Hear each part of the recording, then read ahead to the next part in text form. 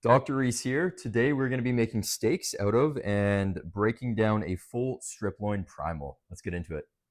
This process basically gives you more than half off. I paid $30 per kilo for the strip loin, while Thrifties, Save on Foods, other Canadian dealers, they just do about 60 to 70. So that is pretty insane value. So here we have the full primal cut, and it weighs about 6 kilograms, which is about 12 pounds. And what I like to do before cutting into it is I like to sharpen my carving knife, and then I also like to cut little 1 inch small marks so that I know exactly where I'm going to be cutting my steaks into.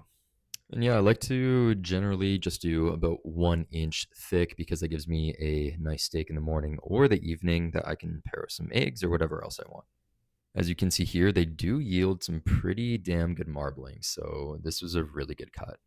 Once I have them all cut up, I will make a meat tower out of it, and then I'll be salting all of the steaks all the way through. This helps to make it just a little bit more tender, bring some of the flavor out as well. If you go through a lot of meat like I do, this is absolutely worth it. The value you get is crazy. You'll be saving hundreds of dollars. And it might look intimidating at first, but trust me, it's way simpler than it seems. I've got zero butcher experience, and it's actually kind of fun to do too.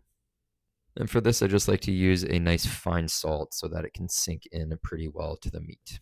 This full promo cut yielded about 15 steaks, which is great as the steaks that I cut were pretty big. And then just a small end piece too. And with the end piece here, I like to just trim it up, cut some of the fat off. I'll use that for other cooking, and then just make a nice little stir fry as well with the rest of the meat there. Once these steaks are cut out and salted, I'll package them in wax paper first and then vacuum seal them. And I like to do the wax first because if they're just wrapped in plastic, then this can cause the plastic particles to leach out into the fat of the steak.